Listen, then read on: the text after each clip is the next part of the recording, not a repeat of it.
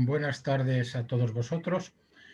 Esta presentación son 55 láminas, pero me parece que os van a conectar una que tiene 100, que era la que contenía todo lo que al menos quería que hubiera en esta charla de hoy.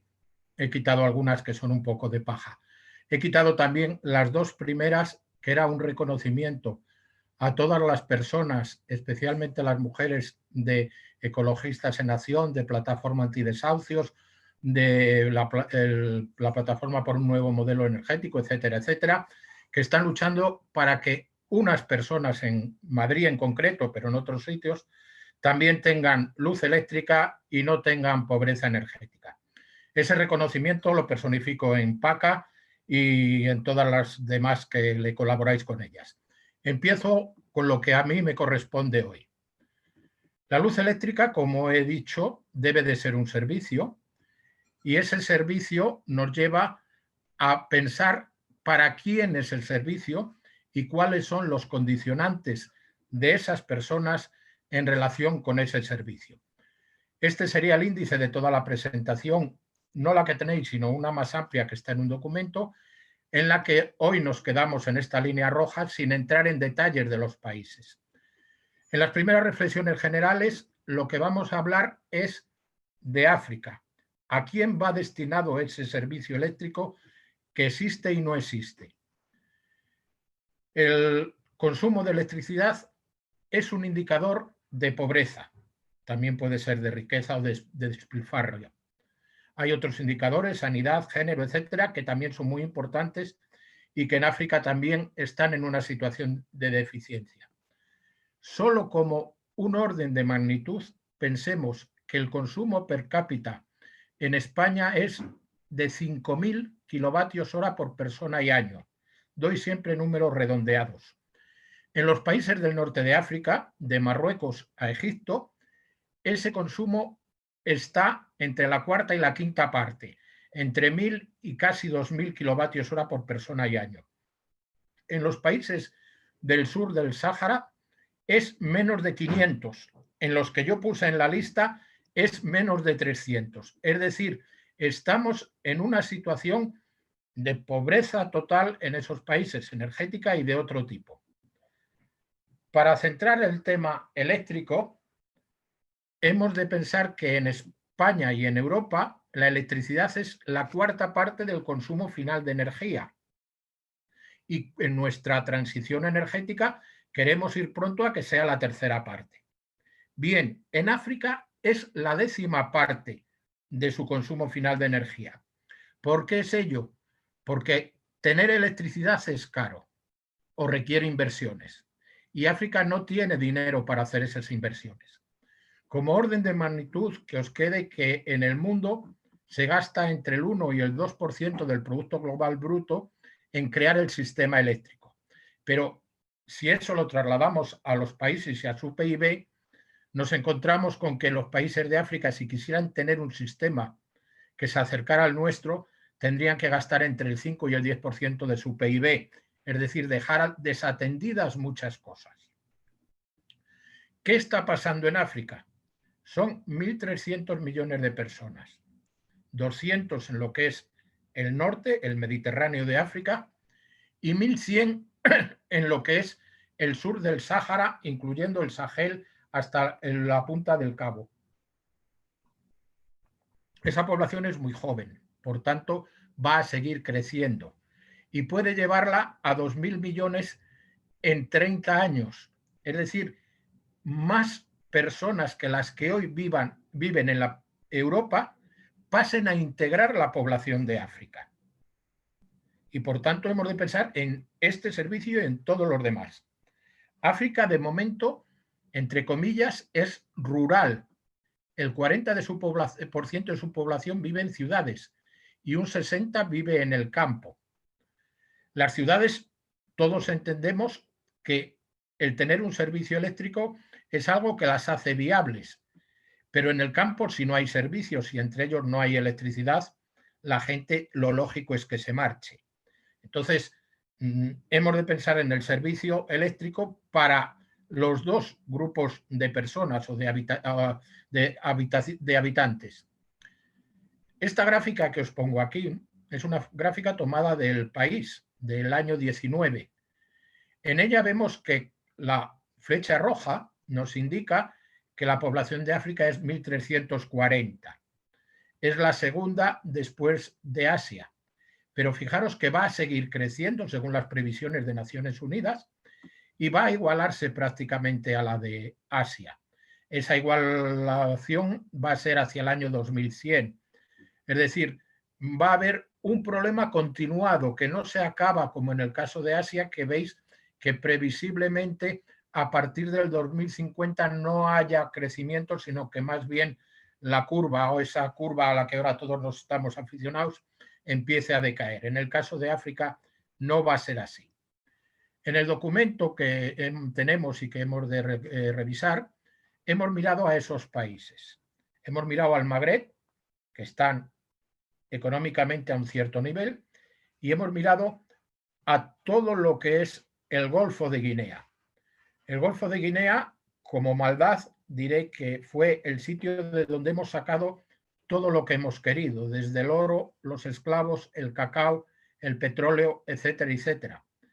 Ese oro dio lugar a que cuando el Imperio Británico empezó a llevarse oro de allí, como hacíamos todos los demás países, hizo una moneda de oro, que los que habíais ido por Inglaterra todavía se usa, la guinea. Su nombre viene del Golfo de Guinea. Es decir, ha sido un lugar de expolio. Y de esos países del Golfo de Guinea, quiero que nos fijemos en Nigeria, aunque no hablemos con mucho detalle hoy. ¿Por qué? Porque tiene 200 millones de personas, posiblemente 300 dentro de 30 años, y es una estructura muy complicada que puede arrastrar a todos los demás a una situación de confrontaciones, de crítica, etcétera, etcétera. Es un país que en la franja norte tiene una población musulmana viviendo en una zona pseudo-desértica y en la parte sur una población pseudo-cristiana viviendo en la zona de amplia vegetación y sobre todo de petróleo y gas. De esta diapositiva paso con una cierta rapidez, pero os indico el número de millones de personas que miran ahí y algunas cosas que nos importan. Por ejemplo, en el caso de Mali y Senegal, lo que le está suponiendo ya el calentamiento global. Está allí siendo bastante duro y va a crear problemas que comentaré un poquito más adelante. Hemos dicho que los países de África son pobres y viven de la exportación de sus recursos naturales. Esa exportación es básicamente a Europa, ahora también es a China y a otras partes del mundo. Y hemos incidido en ellos de una forma que podríamos llamar el postcolonialismo o el neocolonialismo, que un autor camerunés escribe con mucho detalle, Achille Mbembe, es algo que ha hecho que el comercio interior entre los países africanos sea muy bajo, del orden del 7% de todo su comercio. Fijaros que nosotros, Europa, estamos económicamente fortalecidos porque hizo una cosa muy criticable, pensando en la ecología, que fue crear el mercado común europeo y hacer que tengamos unos grandes flujos de productos entre los países europeos. África, entre ellos, no lo tiene. Y es la Unión Africana la que en este momento se está preocupando de que eso cambie en la medida que puedan hacerlo. Bien, solo porque veamos cómo es ese nivel, fijaros que la Unión Europea, nuestro nivel es de $35.000 por persona y año. En la África subsahariana es de 1.500. Es decir, no tiene comparación. Aunque el PIB per cápita no sea el único ni el mejor indicador, ya nos dice cómo es esa situación. Vuelvo a repetir aquí algo, porque quiero que el que lo vea con cuidado, que nosotros nos llevamos cosas muy comunes de África. La pesca frente a Mauritania, frente a Senegal, frente a los países del Golfo de Guinea. Y son barcos españoles. Hay una gran flota china, hay una gran flota de otros países, pero los nuestros también están allí. Cacao y Ghana. Más de la mitad de la exportación mundial de cacao viene de Costa de Marfil y de Ghana. En Costa de Marfil no hay fábricas de chocolate y en Ghana hay una ONG holandesa que trata de hacer el comercio justo. El algodón es algo para hacer una historia. Es quizá la base del capitalismo industrial. Aunque nos parezca que la siderurgia y otros lo fueron, el algodón fue lo que dividió al mundo. Y el petróleo y gas, los que venís a una charla de energía, no hace falta que lo comente. Bien, dicho estas generalidades, paso a hablar ya con más pausa de lo que es la energía. Para ello, podéis entrar en esa línea azul en la que está el diagrama Sankey, que es, perdón, el diagrama Sankey viene ahora, y antes pongo el del mundo para hacer algunas comparaciones. En el mundo, el 80% aproximadamente de la entrada de energía primaria, la que está a la izquierda de la figura, por donde muevo el cursor, son combustibles fósiles, que es nuestro problema que queremos quitar del sistema. Hay también energía nuclear, que es un problema, si cabe, más gordo o más problemático que los combustibles fósiles, y en el mundo no hay muchas renovables, aproximadamente un 11%. Al lado derecho, que es el consumo final, los derivados de petróleo, el gas, son una partida muy importante y la electricidad viene a ser el 20% del consumo final de energía. Quedaros con esa idea para ver la dislocación que supone pasar al esquema de África, que es este. Alguien puede decir, en el lado de primaria también hay petróleo, gas y carbón. Sí, pero todo ello o casi todo ello se va a la exportación. En el lado de la derecha lo que hay es leñas y similares. Es decir, África vive como cuando yo era niño, hace 70 años casi, en un pueblo de Castilla, donde las gentes iban a recoger la leña, era toda la energía que disponían y algunas casas, como la de mi padre, que era el médico del pueblo, tenía electricidad. Lo demás no era. Eso en 60 años largos, en 70 años, ha cambiado. Bien, pues África está en esa situación de hace 70 años, con el hecho de que exporta petróleo y gas, exporta también carbón.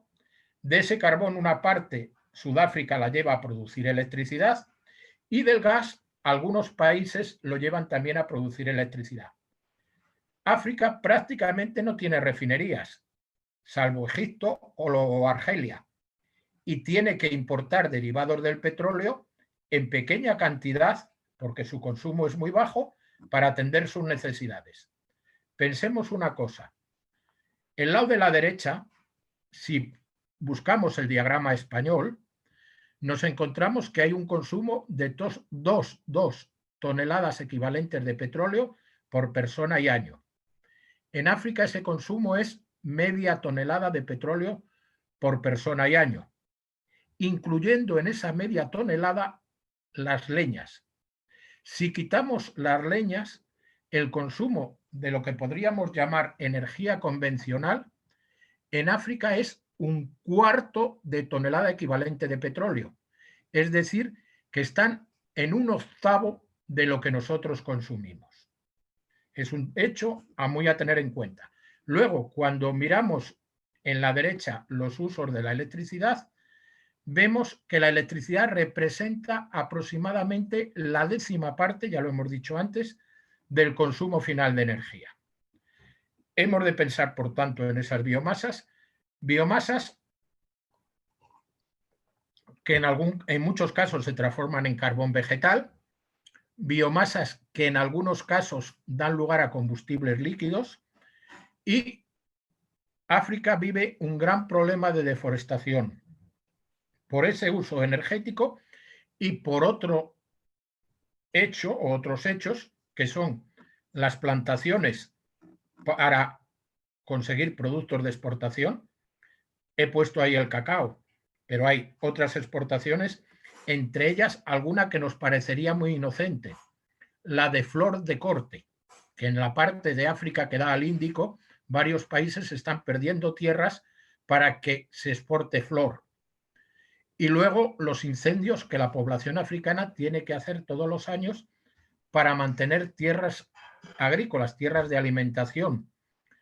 Si miráis en el verano, cuando se habla de los incendios de la Amazonía, veréis que hay un volumen o una superficie de incendio en África similar a aquella. Esta imagen la tomé con unos compañeros, es en la ciudad de Mopti y es el almacén de las leñas. Las leñas se mercantilizan en cerca de las ciudades y luego en muchos pequeños lugares.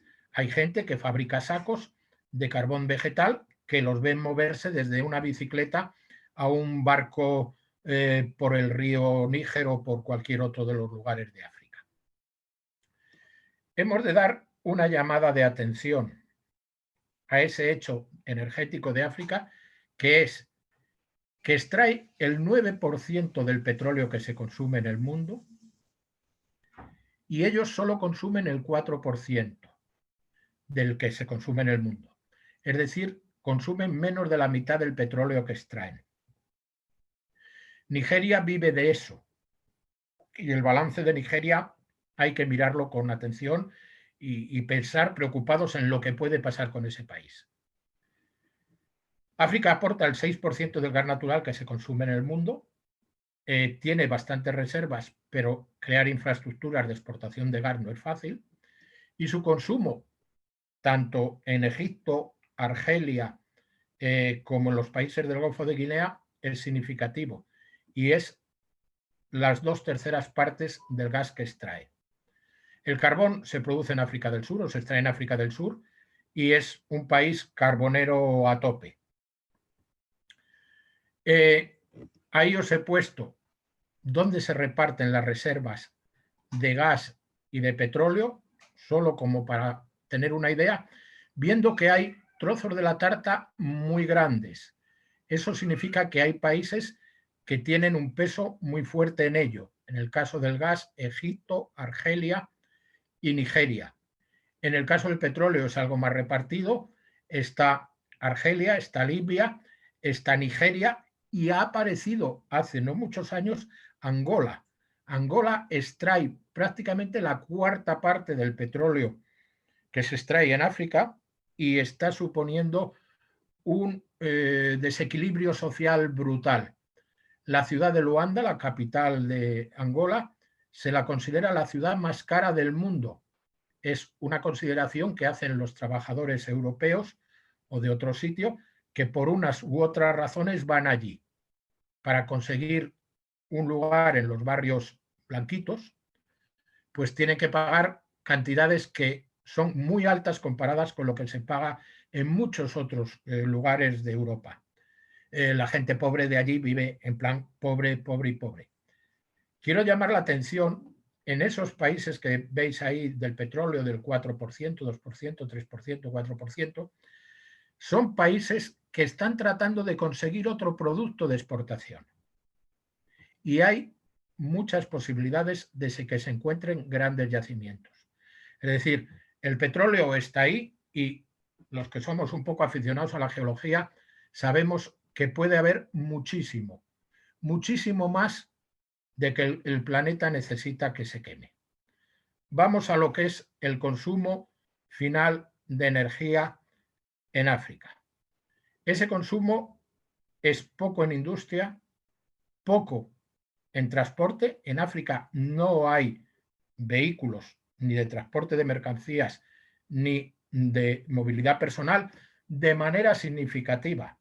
Pensemos que nosotros tenemos 500 automóviles por 1000 personas, es decir, un automóvil por cada 2 personas. Ellos tienen la 10ª parte de esa ratio que usamos en España. Es decir, salvo algún crecimiento como es en Sudáfrica o como es en Marruecos y países del norte, en los demás países no hay prácticamente automóviles. Y los camiones son los camiones de exportación. En las figuras que hay de la presentación amplia se ve uno de ellos llevando grandes troncos de madera.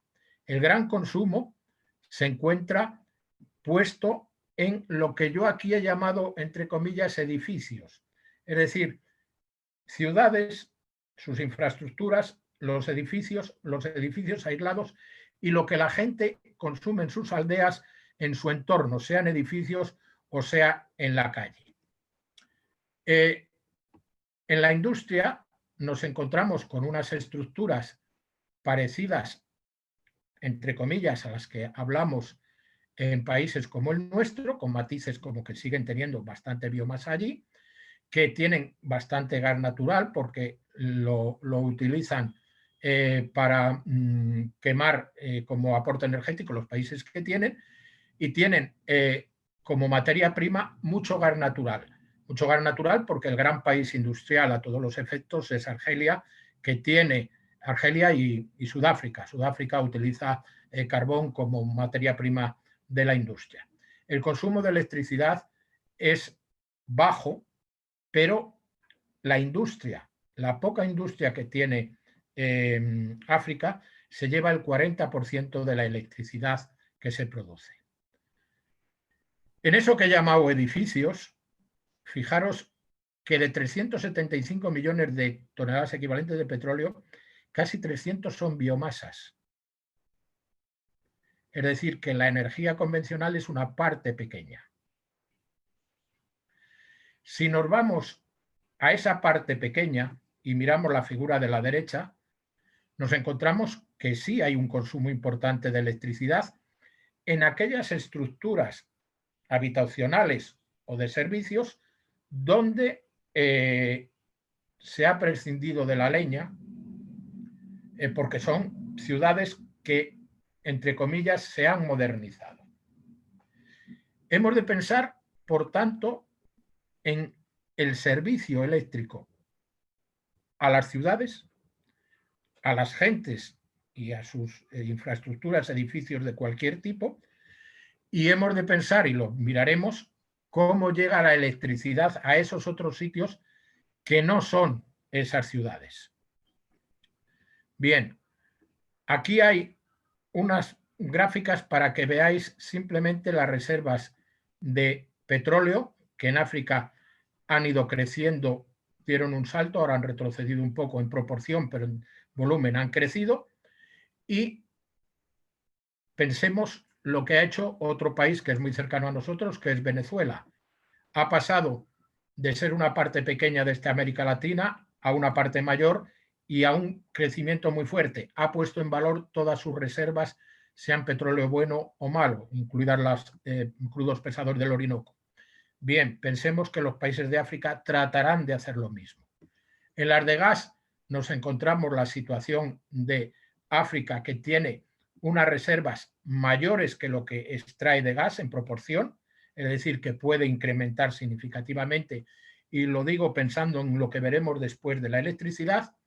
Y un hecho que tenemos de tener en cuenta, nos guste o no nos guste, que Estados Unidos, de tener un 5% de las reservas mundiales, ha pasado al 7,5% por la introducción de una tecnología muy cuestionada ambientalmente y con muchos interrogantes de viabilidad, pero ha hecho que cambien las cosas.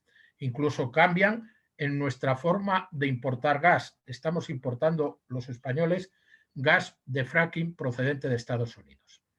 Vamos, pues, a la electricidad, que era el objeto principal de esta charla, pero encajémosla en todo lo que hemos visto.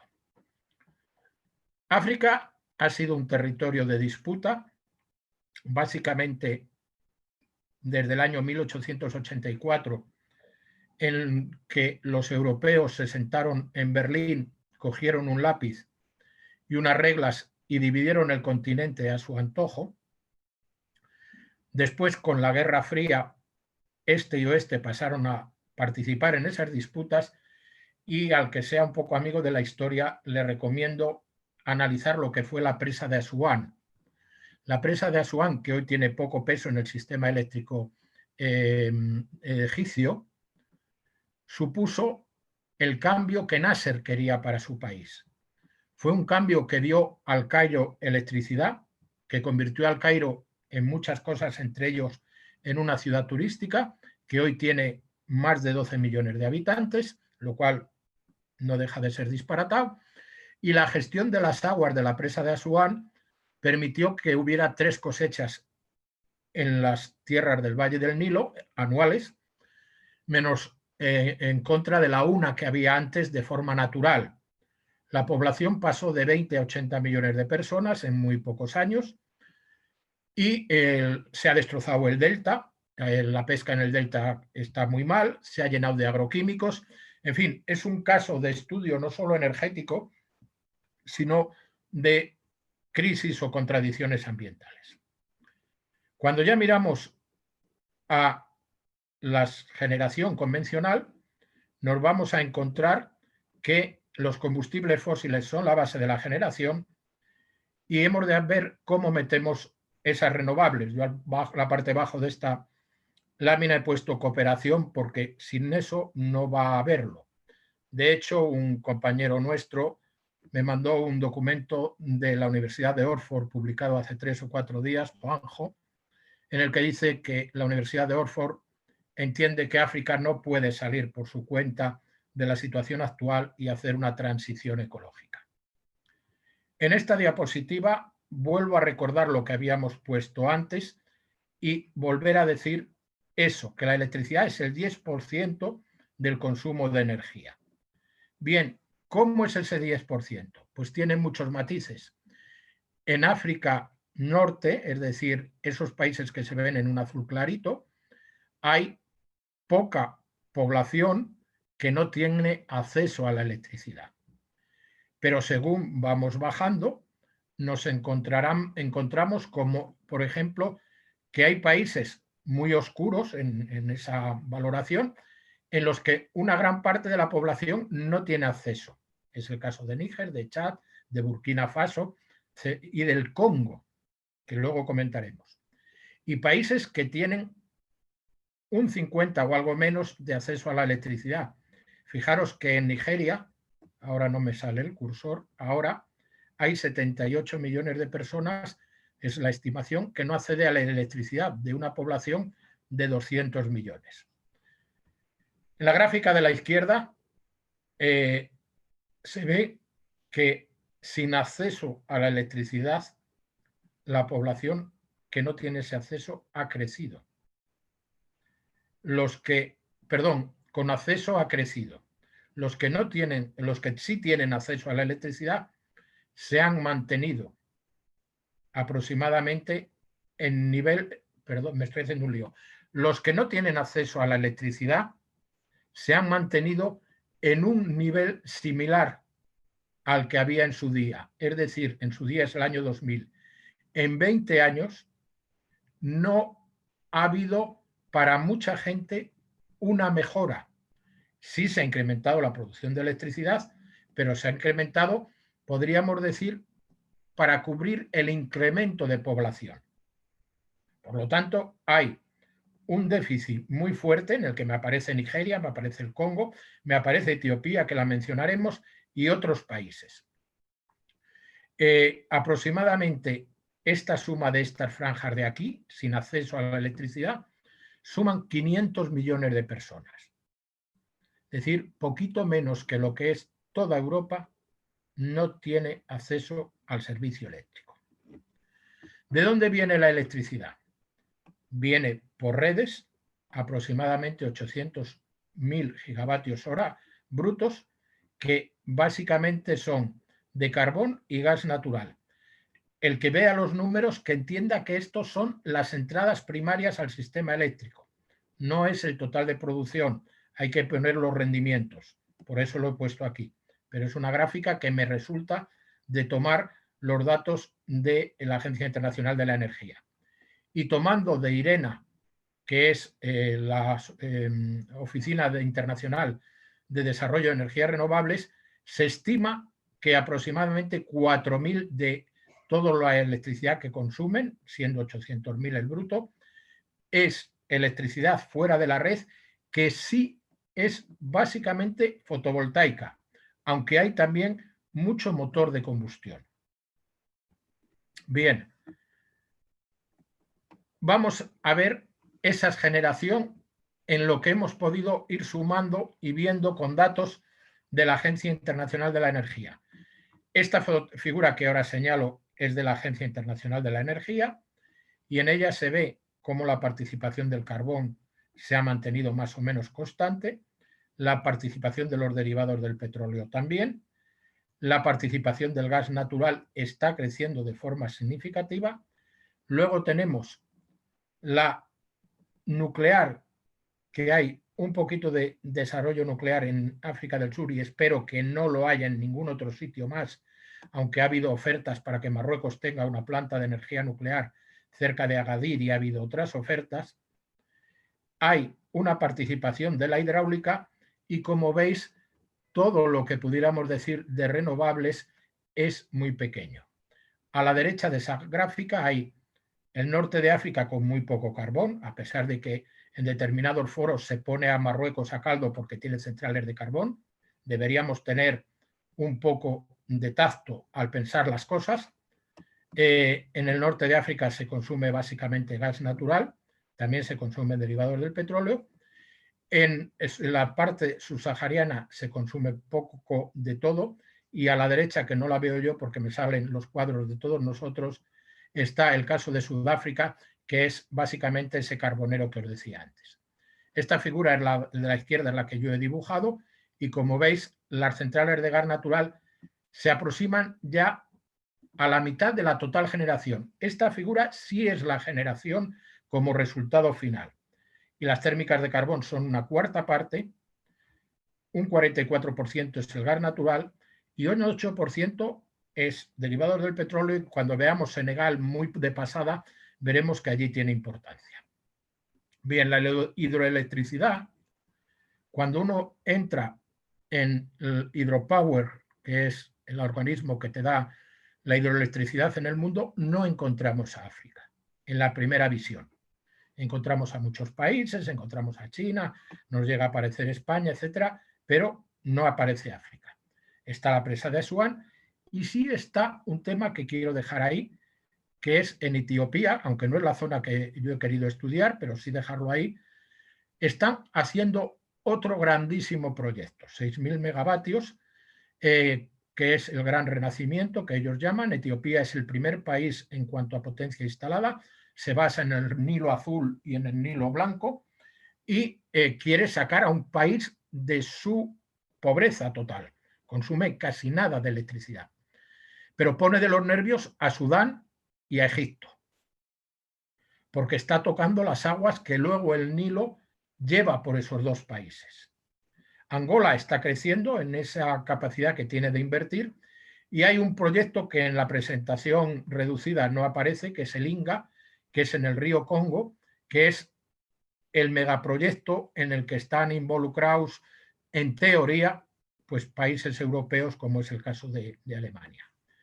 En esta tabla tenéis los países que participan en esta generación hidroeléctrica. Yo he puesto una flecha roja en los que he querido estudiar. Fijaros que Angola, de los que he querido estudiar, es el que más tiene. Nigeria se está basando en el trabajo sobre los ríos, lo cual le puede crear problemas en la parte norte porque está tocando los ríos. Lo que pasa es que los toca también para regadíos de algodón y de otras actividades y, en fin, juzgar lo que hacen otros países es muy complicado, podemos meter la pata bastante. El caso de Marruecos, que nos aparece entre los que hemos seleccionado aquí como el tercero, es un país en el que ha hecho un intento de regular los ríos, básicamente para regadíos, y le ha parecido problemas sociales. Hay un sitio donde muchos europeos van de vacaciones, que es Zagora, en el cual hay un cultivo industrial de sandías y otros productos. Ese cultivo industrial se queda con el agua del embalse porque nos pone las sandías antes de que aquí en La Mancha las sandías hayan puesto el interior de ellas mismas rojito, que son una pequeña bolita verde. Y cuando eso es así, ya en esa zona de Zagore consiguen sandías para exportar a Europa. Pero la gente de allí no puede usar el agua. No la usa por el cultivo industrial y no la usa por los múltiples turistas que van allí, que van a vivir en casas de porte pequeño, como un turismo que no podríamos decir de élite ni mucho menos, pero que sí tienen agua para ducharse. Hubo una protesta y murieron 17 mujeres marroquíes, por supuesto, en esa protesta. Protestas que el gobierno marroquí suele reprimir de forma drástica. Entonces, el tema de la hidroelectricidad me preocupa y podemos comentarlo. Vamos al tema térmico. Nos encontramos que toda África usa aproximadamente 70 millones de TEP de gas natural o 65 en carbón. Y aquí hay quien se rasga las vestiduras en España porque Marruecos use 5 millones de toneladas de carbón, de TEP de carbón, que es una cifra ínfima comparado con nuestro consumo final de energía, que es 85.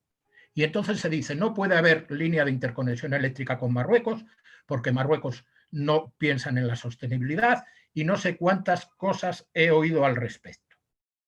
Miremos los números y no hagamos hipocresías con lo que son cuestiones de supervivencia en África, que son bastante importantes. Podemos pensar que Marruecos no hace todas las cosas de la mejor manera posible, pero nosotros no somos quienes para criticar ni mucho menos eso. De la misma manera, en el caso del gas natural, el que critique que en los países del Golfo o en Argelia se usa gas natural para electricidad, que piense que los números que se usan son del mismo nivel de magnitud que todo el gas que recibe España de esos países. Por lo tanto, seamos un poco humildes a la hora de plantearnos determinadas cosas.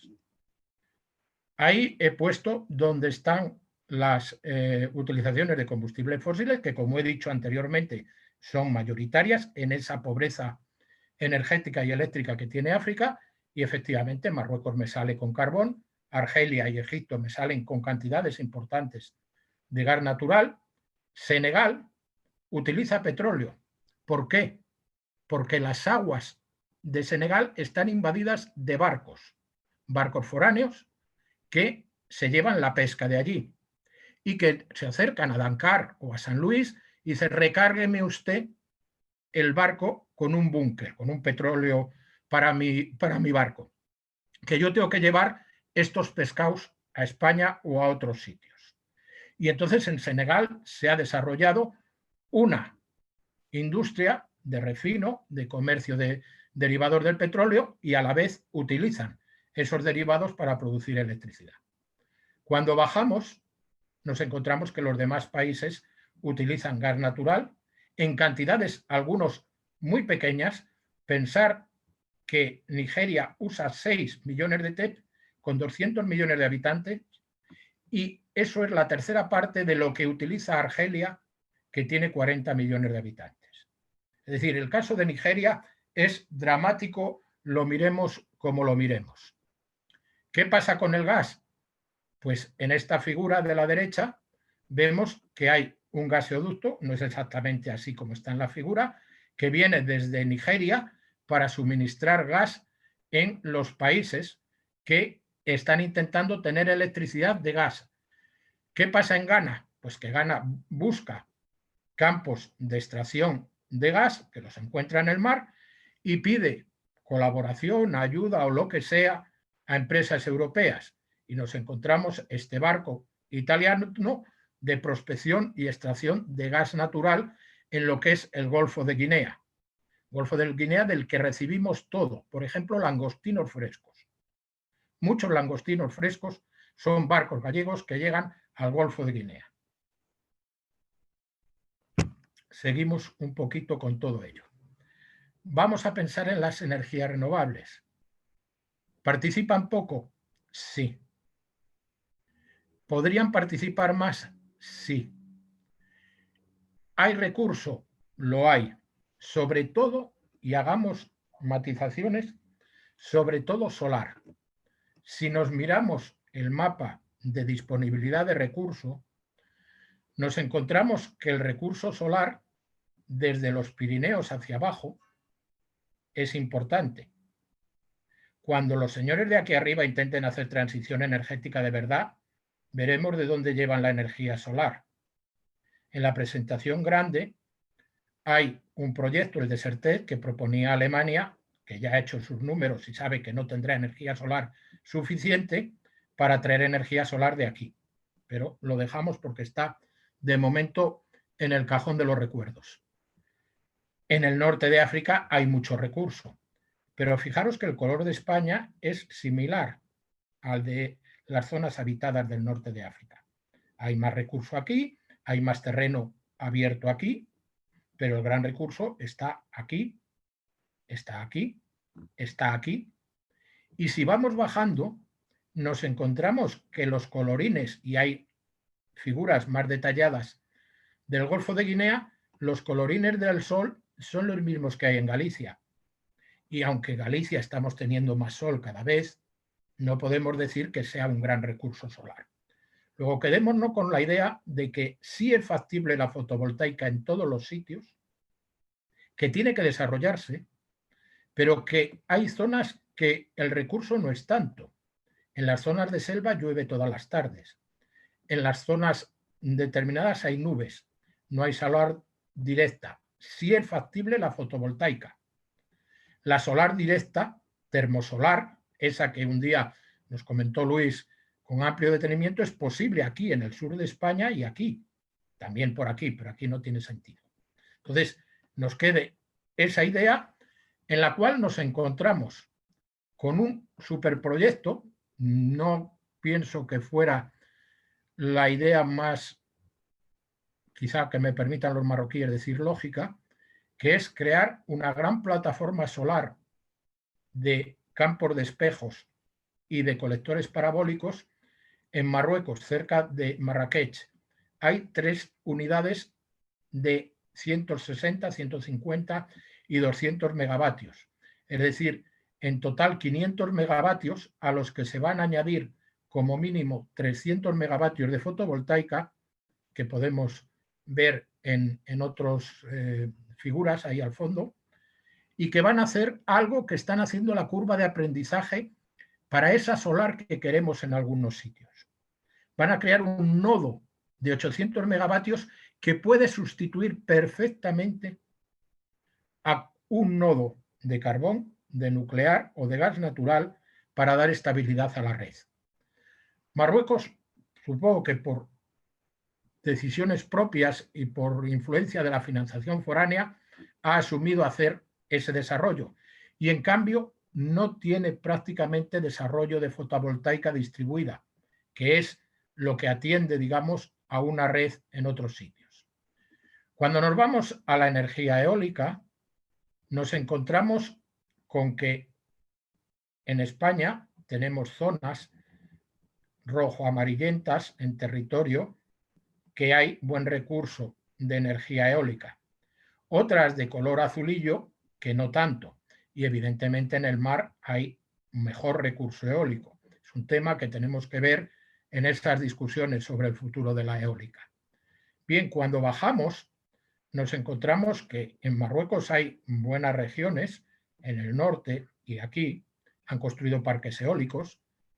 En Senegal hay muy buena opción, han construido parques eólicos, pero la opción en el Golfo de Guinea no es ni mucho menos la mejor. Bien, es verdad que es un mapa general y cuando se estudie la orografía en paralelo a lo que es los vientos, nos encontraremos, como vimos el día que hablamos de eólica, que una velocidad pequeña en una zona llana se incrementa sensiblemente al subir a una planicie, con lo cual va a haber zonas donde se puedan poner parques eólicos aquí. Aquí de momento no hay eólica.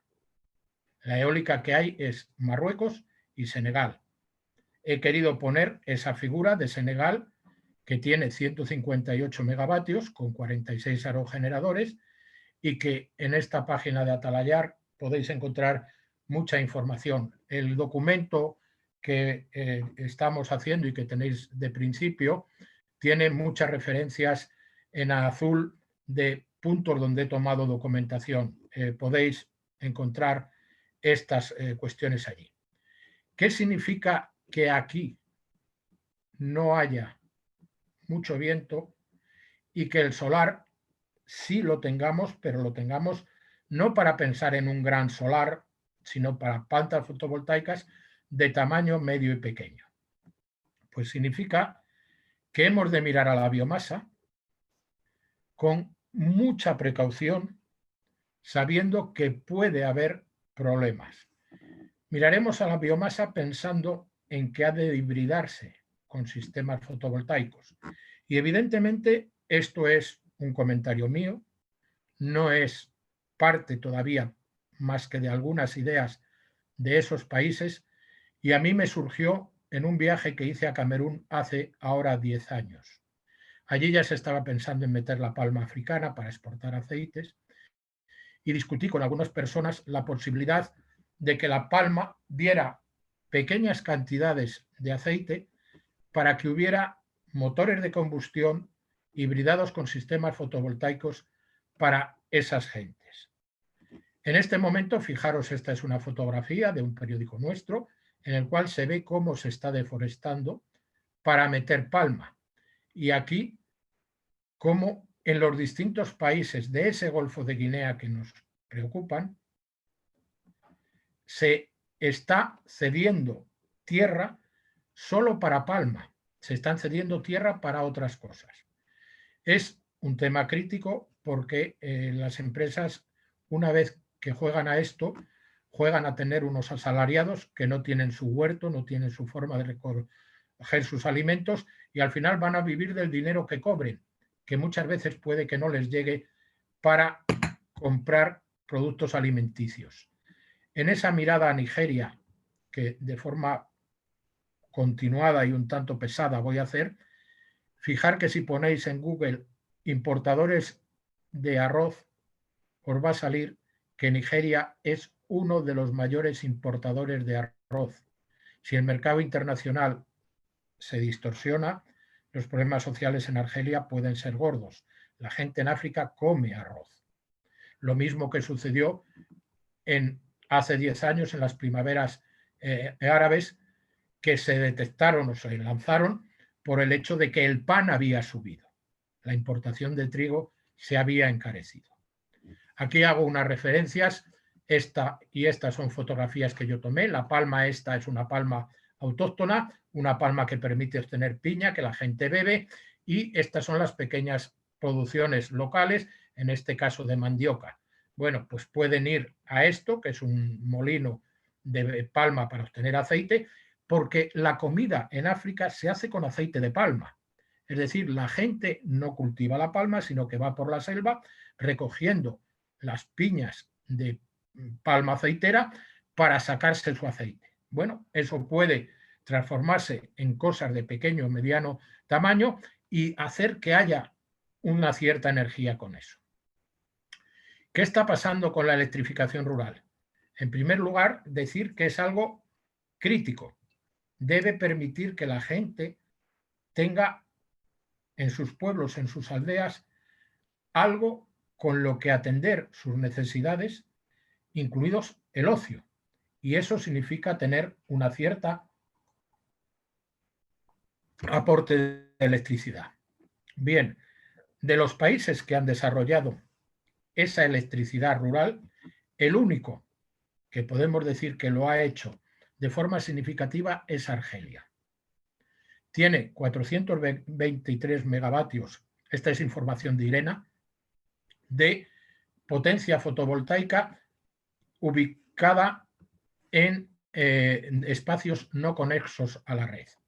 Los demás países, incluido Marruecos, incluido Nigeria, tienen valores que son del orden de la décima o la veinteava, mejor dicho, la veinteava parte de lo que ha hecho Argelia. Argelia lo ha hecho porque es un país exportador de gas y tiene unos recursos propios que le permiten hacer. En la presentación grande tenéis algunas referencias al programa argelino, al programa marroquí. Los programas están ahí y se están haciendo subastas y actuaciones.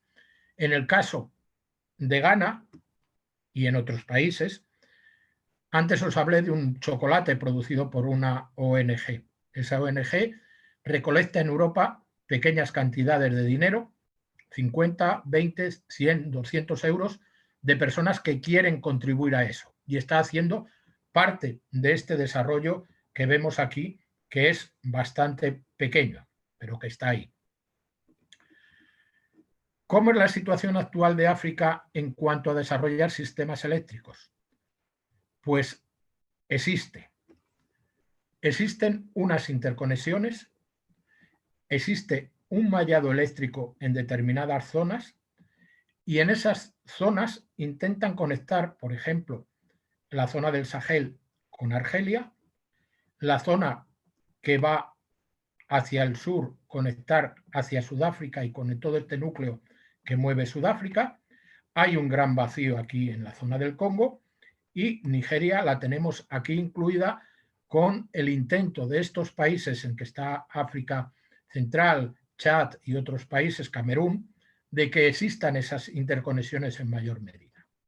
Las interconexiones son necesarias y con la situación que hemos visto de renovables, más, para que haya un aporte de renovables importante y para que además lleguen a las distintas zonas de los países, va a ser necesario que haya esas interconexiones.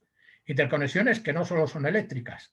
Por ejemplo, Nigeria está construyendo un gasoducto hacia el norte de Nigeria, donde está su industria del algodón y su industria de manufacturas metálicas, y donde tiene unos problemas políticos brutales, no hay más que hablar de Boko Haram y la situación que allí está. Salir de esa situación de conflicto, hoy por hoy, no es factible en África más que con un cierto desarrollo económico. Habrá que hacer además muchas otras cosas, pero negarle ese desarrollo económico y energético a África es no en querer entender lo que es África. Bien, Nigeria hace ese gasoducto hacia el norte para que aquí haya electricidad de gas y hace también el gasoducto que os he dicho antes por aquí. La propia Unión Africana, que es quien debe de hablar de África, no yo o otros, dibuja este esquema de interconexión, que curiosamente he tomado de una página eólica, que está pensando en cómo, lógicamente, se pueden poner sistemas eólicos en el continente. Nos muestra esa integración solo en una zona, un vacío aquí, otra integración aquí, y nos muestra algunas líneas que, bien, a mí me parece difícil de conseguir. Por ejemplo, esta gran línea que llevara a conectar Egipto con el Congo. ¿Por qué? Porque aquí está ese gran proyecto que superaría en potencia a lo que ha hecho China en las Tres Gargantas. China son 22.000 megavatios y aquí el Inga 4 pretende llegar a 40.000 megavatios en el río Congo. No sé si algún día próximo se construirá y no sé si incluso esa construcción será para apropiación de terceros. Hay quien ha dibujado producir hidrógeno allí y traerlo a Europa, lo cual no me parece lógico desde ningún punto de vista. ¿Qué va a pasar en los próximos años? Hay un documento que os cito en la presentación grande, en el que se habla del futuro de África al año 2040. Y bueno, podemos pensar que caminan a esos 2.000 millones de personas, que deberían tener un consumo medio de 1.500 kilovatios hora por persona y año, lo cual significaría llegar a 4 veces la producción actual, lo cual me parece mucho. Y cuando uno hace el orden de magnitud de las inversiones a realizar, se le rompen todos los palos del sombrajo, porque se ha de acercar al 1.000.000 de millones de euros o dólares, pensando que el Producto Global Bruto de todo el continente es 2 veces ese valor. Es decir, no pueden dedicar dinero a electrificar. Por tanto, eso que dice la Universidad de Oxford, me temo que tiene mucha razón, yo no he leído el documento completo, pero da detalles para que pensemos qué es África y a dónde va a ir y en qué medida nos involucramos. Si nosotros nos vamos a vivir al Ártico, nos queda lejos, pero la tenemos a 14 kilómetros. Yo he hecho una hipótesis, que es subir a 2,5 millones de gigavatios hora, en la que encuentro que las centrales de gas tienen que ser una significativa aportación y hemos de asumirlo, que las centrales de carbón van a crecer y hemos de asumirlo sin hacer rasgaduras de vestiduras, y que debiéramos conseguir, por ejemplo, que en el año 2035 un tercio de la electricidad fuera solar, mayoritariamente fotovoltaica. Instalación solar que tenderá pequeñísimas instalaciones en aldeas o poblados y que podrá ser de plantas de 3, 5, 8 megavatios situadas cerca de pequeñas ciudades o incluso de ciudades más grandes. No he pensado que pueda haber un desarrollo muy fuerte de eólica y he pensado que solo habría un 10%. Y aunque traté de subir las biomasas, pues según iba haciendo unos papeles, lo rompía, hacía otros, me he quedado en el 3%. Evidentemente, esta figura va a tener muchas críticas. Se parece en parte a una figura que la Unión Africana ha dibujado, con menos fotovoltaica que la que hay aquí, en la que la Unión Africana ha mirado de dónde sacaría el dinero propio y ajeno. ¿Qué significaría esto? Que incrementarían sus emisiones de CO2. Es lógico. Al principio tendría que haber dicho que la misma población de África viviendo en China emite el 28% del CO2 energético. La misma población de África viviendo en la India emite el 7% del CO2 energético. Esa población de África viviendo en África emite el 3% del CO2 energético. Luego, algo habrá de subir, porque la mitad de la población de África viviendo en Europa emite el 10% del CO2 energético. Por lo tanto, los números están ahí y nos hablan. Hago una llamada a cuidado con los proyectos que se hacen en los ríos. Estas dos fotografías las tomé el año 2009 en el delta del Níger, donde viven la gente pescando, donde se ha hecho una barrera verde para que el Sahel no avance demasiado y donde se transporta carbón vegetal y otras cosas y leñas para atender a las aldeas. Y cuando paré en una de las aldeas a dormir por la noche, nosotros teníamos nuestras linternas, de repente oí una televisión y unas músicas y salí. Había un motor de combustión de algo que podríamos decir que era un fuel oil. Y la gente estaba viendo una serie de las que se dan en Nigeria en un sitio que se llama Nollywood. En el mundo hay 3 centros cinematográficos. Hollywood, que todos conocéis, Bollywood en India, en Bombay, y Nollywood en Nigeria. Toda África vive por las noches con la posibilidad de engancharse a algo que son unas series que a mí no me gustan. Pueden ser muy entretenidas, siempre hay un bueno y un malo, una mujer buena y otra que la ponemos o la ponen de pelandusca, etcétera, etcétera, lo que aparece en todas las series. Pero incita a otro vivir que no es fácil de que las gentes que lo ven puedan conseguirlo, porque cada capítulo aparece en los primeros minutos con unas personas tomando un exceso desayuno en su casa de África y no son ni el 1% de la población que vive allí. Esos ríos están destrozando el estuario del Senegal, hay 2 presas que ya inciden y en esa costa de Senegal hay todos estos barquitos de pesca costera que hoy ya no encuentran el pescado que encontraban antes y que os los podéis imaginar llegando a Canarias. Por tanto, la solución de África es de África en primer lugar, pero tendremos que hacer lo que ellos nos pidan. Y no sé cómo lo haremos. Gracias por vuestro tiempo, por participar y por lo que comentemos ahora. Gracias. Si queréis rompo yo el hielo. A mí me ha sorprendido mucho lo que has comentado sobre el aceite de palma, que claro, aquí se han hecho campañas bueno, pues en contra de la deforestación que produce, ¿no? Bueno, por todas las consecuencias que tiene utilizarlo como combustible o bueno, como alimento, ¿no? Masivamente.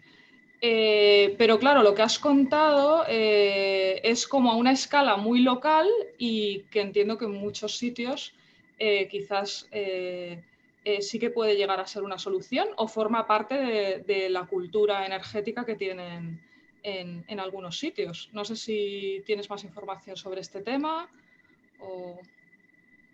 Vamos a ver, básicamente es cultura alimentaria.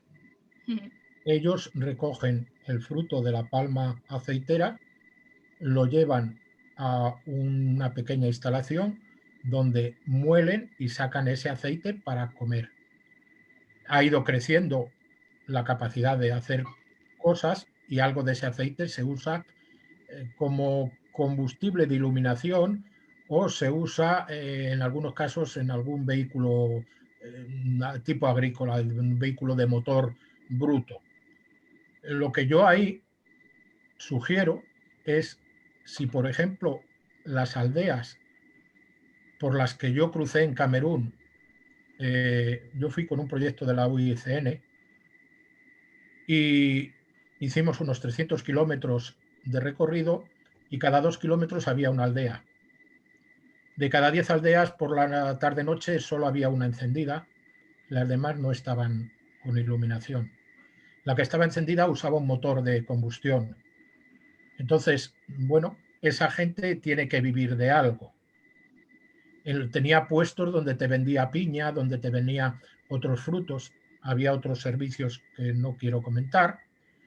Y pensé, bien, podría haber para lo que consideramos cada comunidad, pues 4 hectáreas dedicadas a la palma, en la que se consiguiera una pequeñita fábrica para obtener lo que es uso local. Eso me recuerda a un libro que enseñé el otro día en un debate, que es el de Schumacher. Schumacher escribió a principios de los 70 2 libros, uno Lo pequeño es bello o hermoso y otro El buen trabajo. Él había ido de cooperante a África por Naciones Unidas y trató de que hubiera un mercado de huevos, de que las señoras de las aldeas pudieran llevar huevos al mercado más amplio para poder sacar un dinerico. Y intentó poner una fabriquita pequeñita de los cartones de las hueveras. Y cuando se acercó a alguien que hacía las prensas de hueveras, se le rieron a tope, porque él pedía como una producción de 1000 hueveras al mes y le dijeron que la fábrica daba prensas para 100.000 hueveras al día. Entonces, cuando yo hablo ahí de La Palma, lo que se me ocurre, y sé que estoy divagando, es que hubiera pequeñas instalaciones parecido a lo que Schumacher quiso hacer en su día, para aceite. Si una comunidad tiene 4 o 8 hectáreas de palma, no va a crear ninguna distorsión. El problema es que los países ya están teniendo que atender a esas presiones foráneas que le dicen, no, yo quiero 100.000 hectáreas. Y en algunos casos se está dando.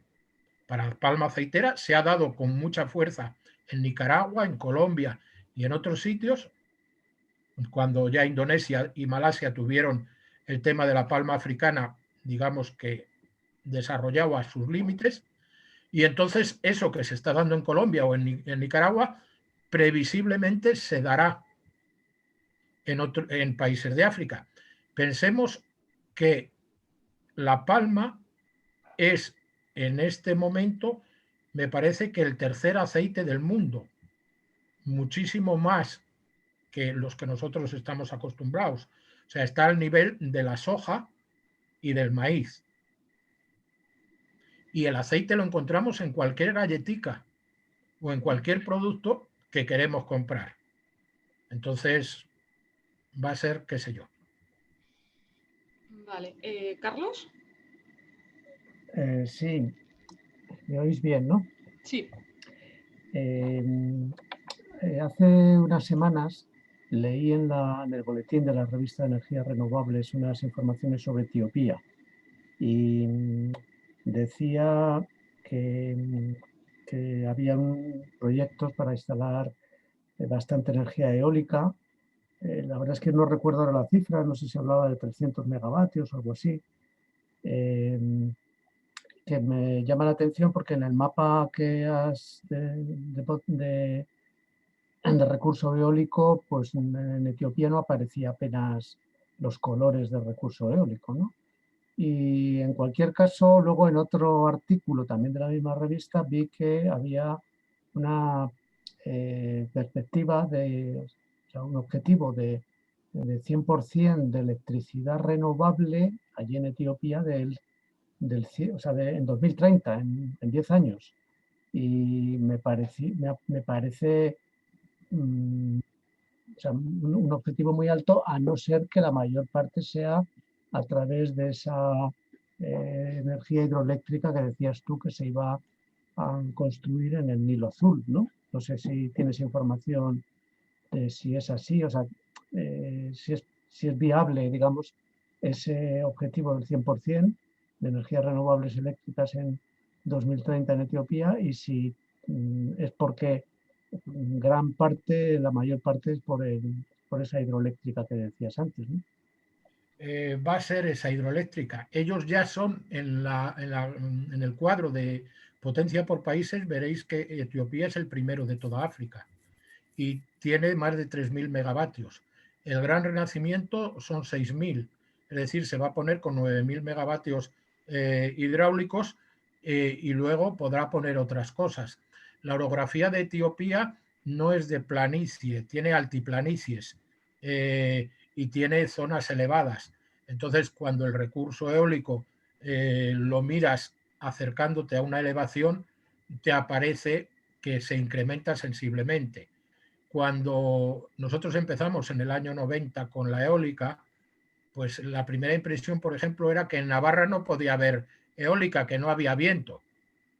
Pero cuando alguien se acercó a Navarra, dijo, cuidado, que en cuanto que me subo de las zonas llanas hacia arriba, me encuentro con bastante potencial eólico.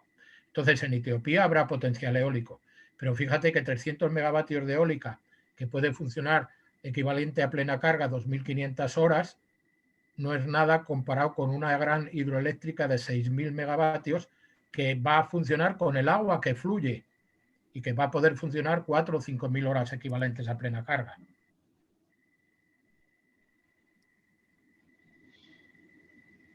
Cristina.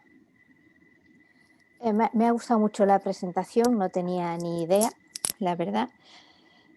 Esto resitúa ciertos problemas que tenemos aquí con las renovables, yo creo, en otro nivel. Me gustaría saber si piensas que el hecho de que se avance en el desarrollo de renovables en países occidentales, como puede ser España, que haya más instalación de paneles, etcétera, puede contribuir a que bajen los precios, por ejemplo, para instalaciones en otros países, de una manera un poco parecida a lo que supuso que China empezara a tener una política de instalación de paneles fotovoltaicos para la bajada de los precios de paneles que hemos visto en los últimos años. Sí, o sea, el que suba la demanda de paneles va a hacer que a medio plazo el precio baje. Puntualmente, un año que haya subido mucho la demanda puede subir el precio porque el que fabrica puede aprovechar para subir el precio. Pero evidentemente, si la demanda va creciendo, va a poder bajar. El problema es que, digamos, la curva de la fotovoltaica de silicio ya está en la zona baja asintótica. Es decir, que por mayor capacidad va a haber una rebaja, pero no lo que los ingleses dicen dramática.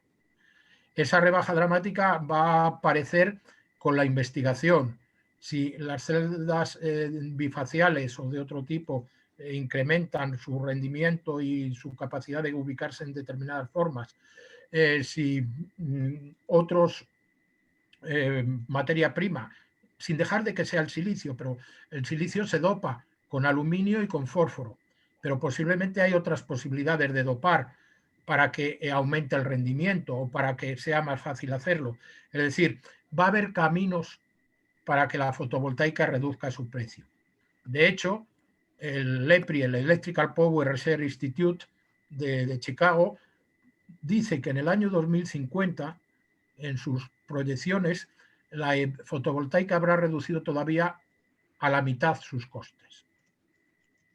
Entonces, sí hay esa posibilidad, y cuanto más demanda haya, más investigación habrá, etcétera. Es bueno que haya demanda en todos los sitios.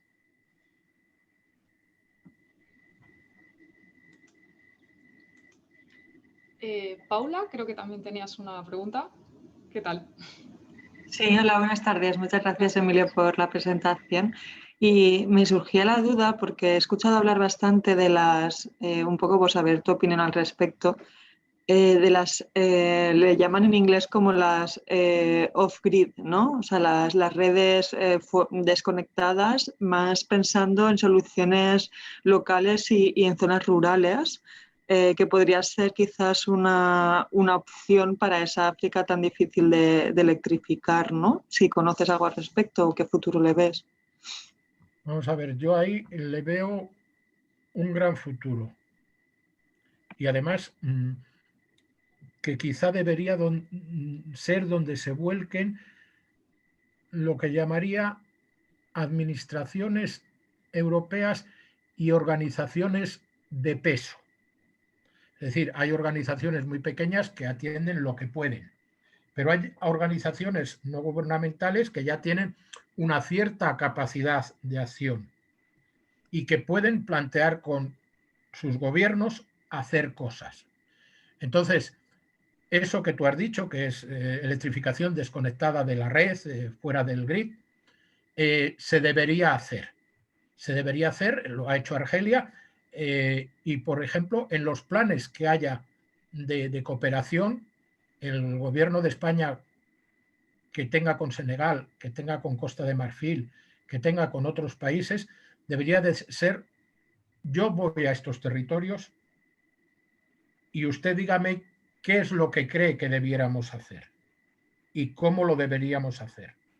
Entonces, deberían ser redes fuera de la conexión a la red grande, pero redes que pudieran suministrar la electricidad a toda una aldea, a un pequeño servicio sanitario, o pequeño o lo que pudieran tener, a los colegios que pudieran tener allí, que atendieran cosas imprescindibles. Por ejemplo, a mí me decía un sanitario, dice, es que para mí lo imprescindible es el frigorífico pequeño donde yo guardo las medicinas.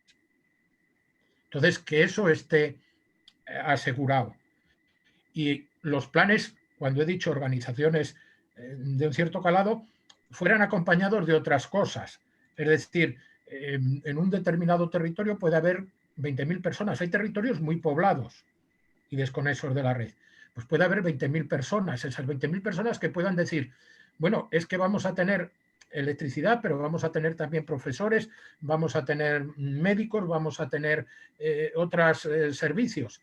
O sea, cuando yo crucé Mali, y fue hace el año 2009, pues, por ejemplo, llegábamos a un sitio por la noche y nos decían, ¿queréis tener una reunión, una charla, una fiesta con nosotros? Te decías, pues sí, dice, pagáis el gasoil o lo que fuera del motor, lo pagábamos. Y entonces había cosas y lo pasabas bien y nadie te molestaba con sus problemas. Pero al despedirnos por la mañana siempre te contaban su situación. Y por ejemplo, recuerdo ahora un sitio donde había unos niños con la piel toda estropeada, en la cual dijimos, bueno, como mínimo tendrían ustedes que tener pastillas de jabón lagarto, que es lo que yo llevo cuando voy por esos sitios que dicen, me tengo que lavar bien. Digo, pero ¿por qué no pueden consultar al médico? Y entonces un señor me dijo, es que para ir al médico tenemos que hacer 35 kilómetros. Y 35 kilómetros en un carruaje con ruedas de goma y un mulo tirando. Entonces, que esos 35 kilómetros no sean 35 kilómetros, que haya esa electricidad y ir al médico sean 3 kilómetros. O sea, lo que pueda ser, pero que sea de otra manera. Y sí que te encuentras esos núcleos. Por ejemplo, en Mali yo me encontré un núcleo religioso francés que tenía eso. A mí, pues personalmente no me convence por el hecho de lo que supone que es un cauce ideológico a través del cual accedes a unos servicios. Pero al final habrá que asumir que siempre que no distorsionen los hechos africanos, eso pueda existir. Puede existir, por ejemplo, lo que yo me encontré en un sitio. Yo quise traer ropa de allí, ropa en forma de mantas, porque son muy bonitas. Y entonces fui a una cooperativa de mujeres. Y entonces, en Mali, aunque la gente es musulmana, el mundo musulmán de Mali es muy abierto.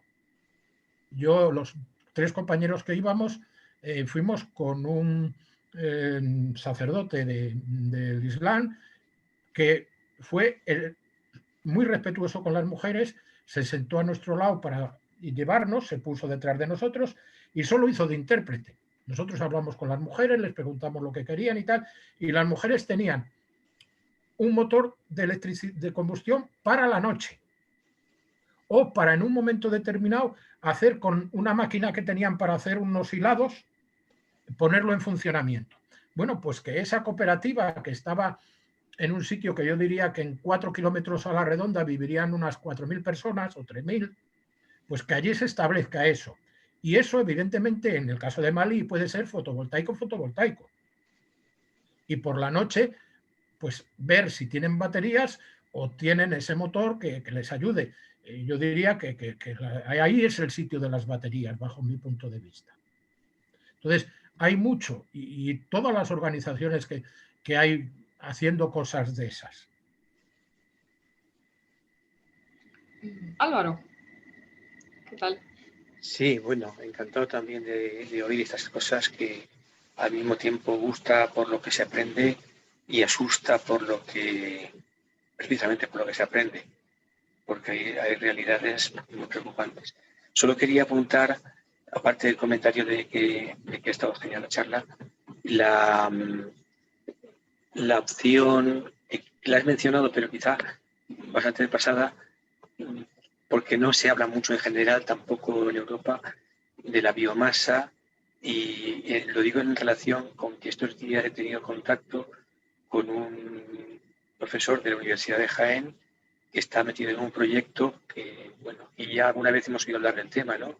De aprovechar los alperujos de la aceituna y que tiene unas ideas, me ha estado explicando, que me gustaría que algún día pudiéramos comentar mejor en asamblea, incluso llegado el caso que nos hicieran una charla o que participásemos de la difusión o quieren hacer un workshop.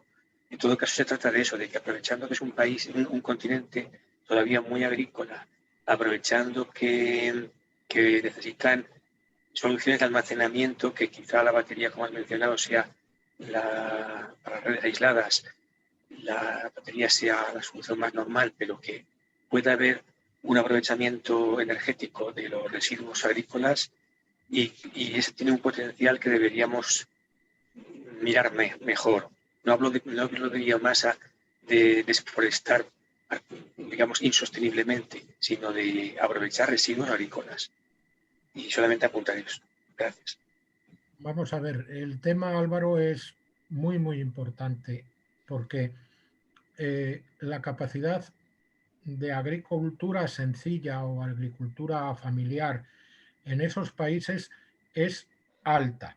Alta por su propia cultura y alta por cómo es el territorio. Entonces, que los países parcelen lo que crean oportuno de parcelar y que pueda existir tanto la toma de residuos en comunidades no muy grandes para tener una instalación de ese tipo, o incluso lo que tú has estudiado de la agrovoltaica, en el sentido de que allí, por ejemplo, el sol, cuando has quitado la vegetación de árboles, da caña. Entonces, posiblemente cultivos para que la gente pueda tener una variedad de hortalizas o de productos de comida importante y que puedan ir a las ciudades. Porque uno de los problemas críticos del futuro de África es que solo en Nigeria hay 30 ciudades de 1 millón de habitantes. Entonces, esas ciudades ya no tienen su propia alimentación, les ha de llegar del campo. Y es posible que las redes comerciales intenten más fácilmente establecer los super no sé qué, que tienen cadenas de distribución y le lleguen la fruta de aquí, de allá, de no sé qué, y no cuente el pequeño agricultor. Entonces, todo lo que se pueda hacer para el pequeño agricultor es muy, muy importante. Y que puedan jugar a lo que ellos consideren más oportuno. Yo, por ejemplo, el tema de huevos sé que es importante porque hay una cultura de la gallina. El tema de la leche es muy importante en el Sahel. Las mujeres venden leche y la leche, yo he comprado directamente a una señora en un cuenco grande que vendía. Entonces, y las papas de harina de mandioca con leche son más papas que con agua. Entonces, que haya pequeños ganaderos, que haya pequeños agricultores, creo que esa es la base.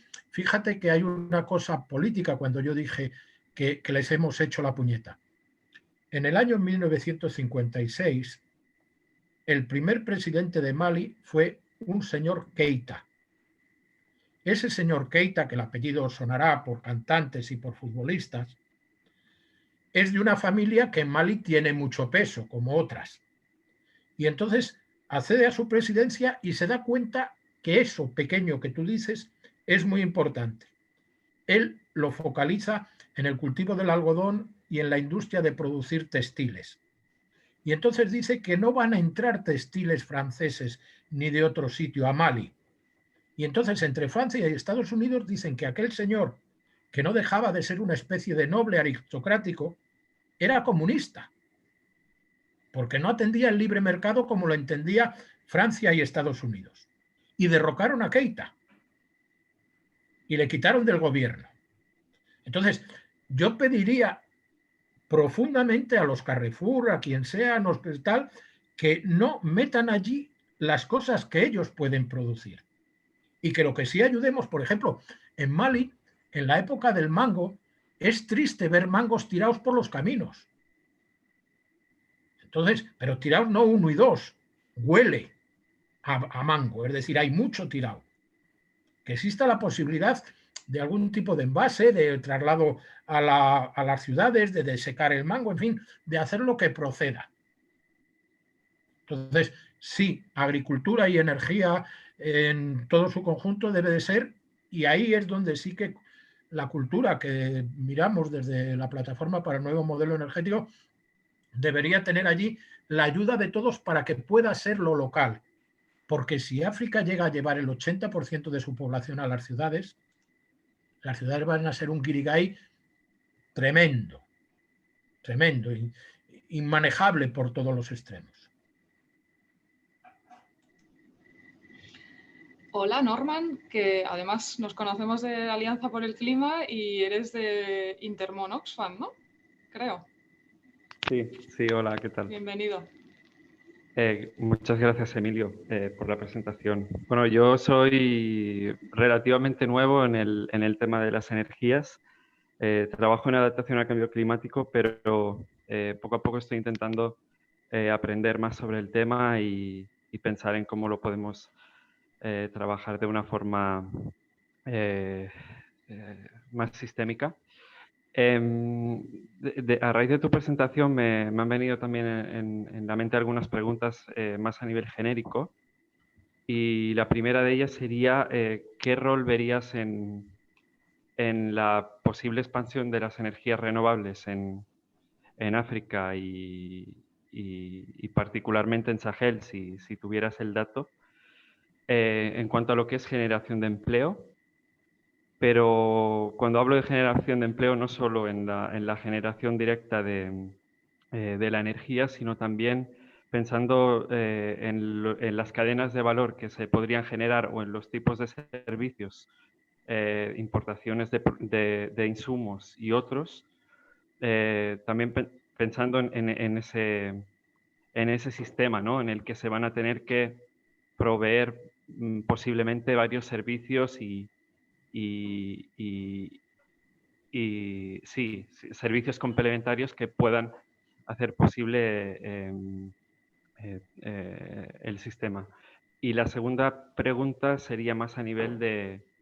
¿has hecho también alguna mención específica a riesgos socioeconómicos, por ejemplo, a nivel de las hidroeléctricas y otros? También un tema que me interesaría saber a nivel, por ejemplo, de acceso de la tierra, a la tierra, ¿qué tipo de riesgos, según los análisis con los que cuentas o la bibliografía que puedas haber consultado, cómo ves esta posible evolución de las renovables teniendo un impacto negativo, ya sea en acceso a tierra o otros recursos, si no se elaboran políticas y planes de acción que tomen en cuenta las particularidades de las comunidades y en definitiva, que tengan un enfoque inclusivo y sostenible, ¿no? Gracias.